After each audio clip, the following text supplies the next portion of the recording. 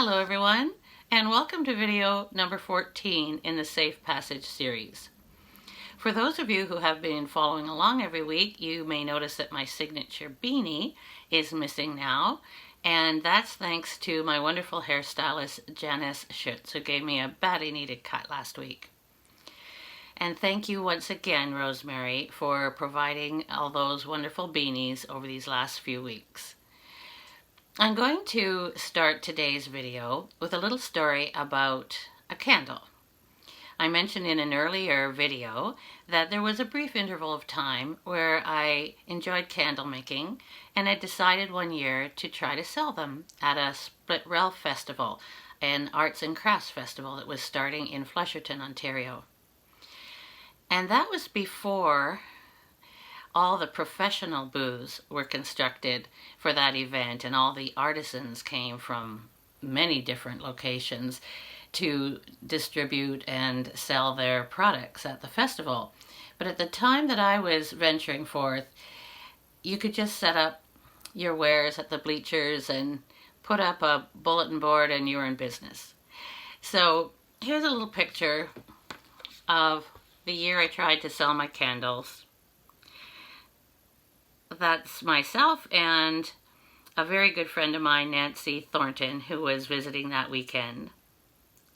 And there's some of my candles. So one of my customers that day was a well-respected principal named Murray Jeffs, and I'm sure many of you will be very familiar with that name. So Murray came by my booth, and I hadn't seen him since graduation very much, so it was lovely to see him again. I think this was around 1977. And he examined the candles carefully, and then he chose one to purchase, because I'm sure he knew that that would please me very much. And he always showed such an interest, a continuing interest in his former students. Each one seemed to be so special to him, and he knew them all. It was quite remarkable. So he purchased his candle, and ever thereafter for about the next 20 years, anytime I would see him in Flesherton or at some event in the area, he would mention the candle, and he'd say, "Well, Sharon, I still have the candle. I haven't lit it yet because I'm waiting for a special occasion, and it sits on my desk, and I just still have the candle." So, of course, that was a special little connection between Murray and myself, and I'm sure he had a special spark with each one of his former students. That just happened to be our little connection. And his wonderful wife, Eleanor, echoed that one time to me when I happened to see her. She said, "Oh, Murray's got that candle on his desk and nobody can touch the candle." So it was a joyful little exchange that we had from time to time. So fast forward about 17 years probably to 1994, when my mother at age 80 was diagnosed with colon cancer and had to go to a hospital in Toronto, where right from the very beginning there were severe complications that led eventually to a second surgery and to a period of time of 3 weeks when she had to be on life support in intensive care, intubated on life support. So it was a very stressful time for all our family. And we decided as a family that we needed to have someone to be an advocate for her by her side as much as possible. And since I lived in Toronto, it was most appropriate that that role came to me. The others all helped in very important ways, but that was my particular role, to be with my mother. So at one point during her intensive care stay, I needed to come up to Flesherton to do some banking for her. And when I was coming out of the bank, I encountered Murray Jeffs on the stairs, and of course he wanted to be brought up to date, and I told him everything. And he got quiet for a little while and he said, "You know, Sharon, I think the time has come to light that candle. Why don't we go out for dinner? And then you come and we'll have a little ceremony. We'll light the candle and we'll send a prayer for your mother." So that sounded pretty good to me. And as part of the ceremony, because there always has to be a ceremony if there's a candle, we just kind of spontaneously started reciting poetry. We would take turns reciting poetry. And I remember feeling quite comfortable in that milieu. Now, if he had started to discuss mathematical formulae or anything to do with Trivial Pursuit, I'm sure I would have been out of there in a flash, because I am terrible at both those things. But however, I thought maybe I could hold my own with poetry. But it wasn't long before I realized that I couldn't hold a candle to Murray Jeffs in the recitation department. He could recite entire passages from the Bible, word for word, and also from long literary pieces. But it was just such a refreshing change from the stress I had been under. And he seemed to be very aware that you needed to keep a balance. And he was saying, Sharon, just getting to the hospital via the subway and getting home again, he said, that's exhausting, let alone trying to stay in the hospital for the greater balance of every day. So you need to take care of yourself. You need to give yourself some time to enjoy something else and just to keep some balance. So he would call in from time to time just to check in and encourage me. And I valued that so much, as I did all of the support from the community, from Mom's family and friends. They were just so wonderful. And she ended up on a prayer chain literally around the world, even in Israel. And I think those prayers must have worked, because when she was in intensive care, they said that only 50% of the patients would ever get out of intensive care alive. But if she did, she stood a 75% chance of living 3 to 5 years. But our feisty mother beat all the odds, and she lived an additional 12 years. But it wasn't without a great deal of difficulty. She had a tremendous comeback as a challenge when she got out of intensive care and could breathe on her own again. She had to learn to walk again at 80 because her muscles had atrophied so much. She had a terribly deep incision all along her body in the front, and she also was left with an ileostomy appliance that gave her a great deal of trouble. But nevertheless, she was inspiring through it all. And we're so grateful to the people who gave us support during that time in any number of ways. I remember our dear minister, Reverend Don Prince, coming down to the hospital and praying with us by the elevator just following her second surgery. And we knew there had been complications. And I especially appreciated Mr. Prince's prayer that Sharon would be able to forgive and deal with the screw-ups that had happened, because there were screw-ups. But the hospital was very diligent, and they assured us that they acted in accordance with my mother's symptoms and that there had been no negligence, but they did admit that the system failed her every step of the way. And they told us, too, that she would never remember what happened during her time in intensive care. So at that time, I had an answering machine with a cassette tape, and I kept all the incoming messages from concerned friends and family that arrived due to a changing daily outgoing message where I could keep people up to date. And after Mom recovered, I decided I was going to make a tape for her so that she could hear for herself all of the wonderful messages of support that came to her. And at that time, I was living in a little house in the Bloor West Village area near High Park. I had searched 147 listings before I found that accommodation, and it was a dear little house with leaded glass windows and just built in 1909, and it just had so much character. So I was very happy living there for 4 years.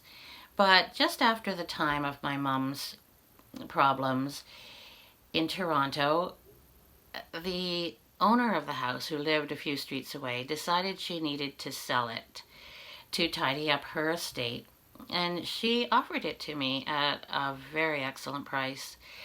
But it still seemed just beyond my reach, and I was unsure exactly did I want to stay in Toronto.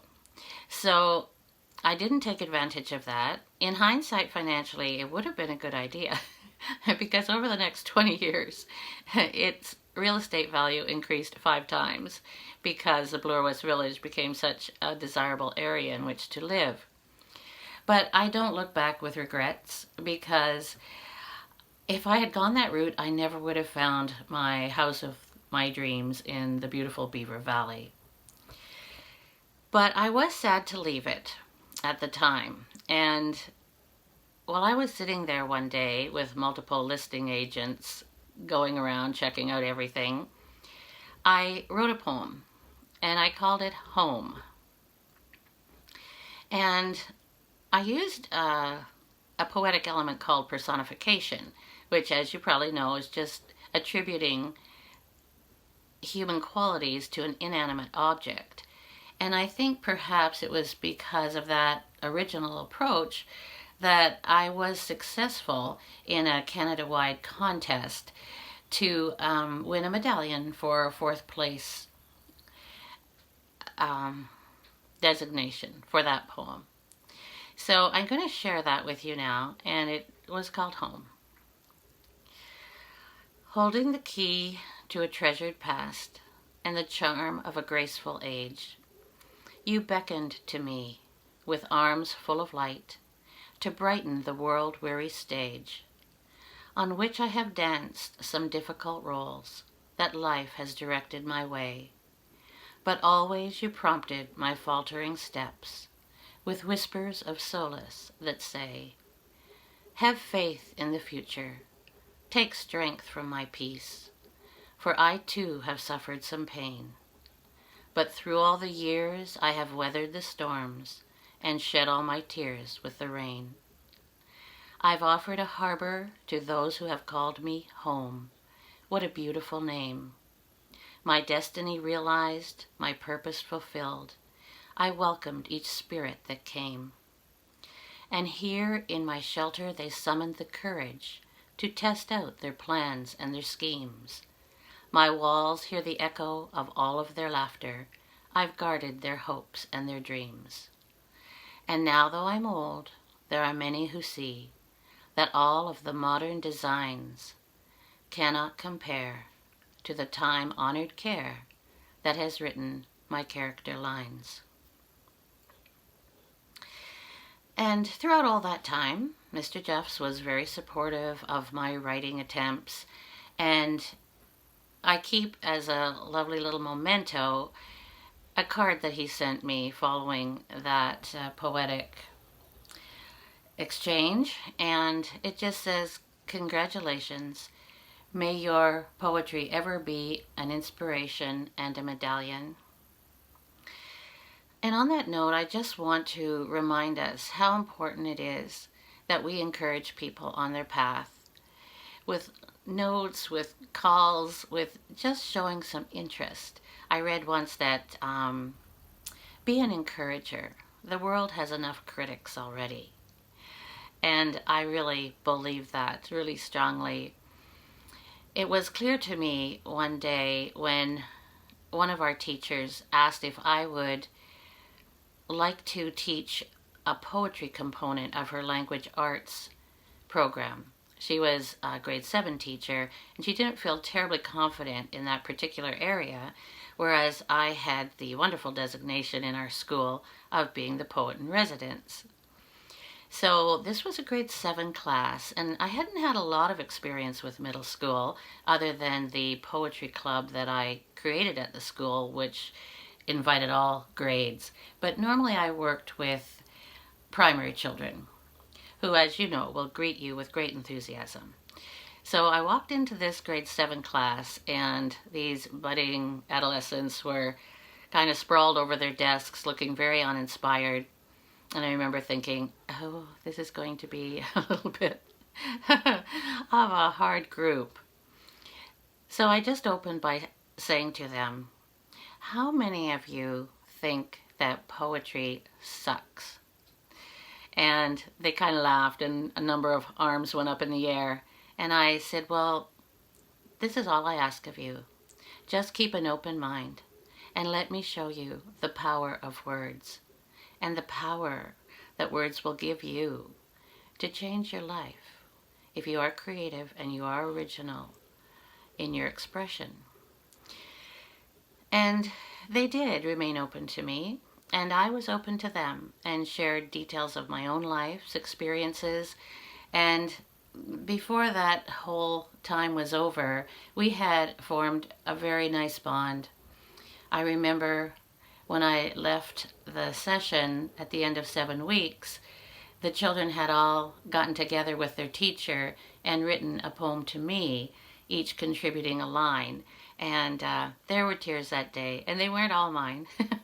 So, but what I really noticed was powerful was the fact that any time that I asked them to create something, I always tried to give them some feedback, some positive reinforcement, just even a couple lines to encourage them on their way.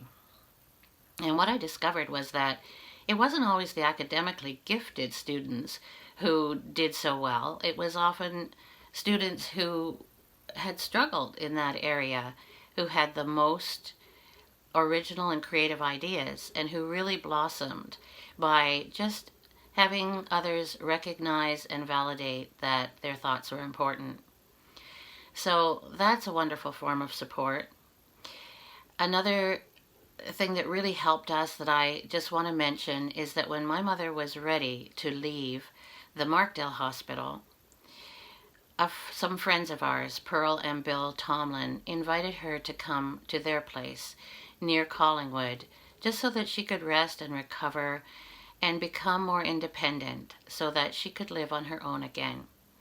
And our family will be forever indebted and grateful to Pearl and Bill for that gracious offer, because it really did bridge the gap between the hospital situation and our mother's ability to live independently for the rest of her life.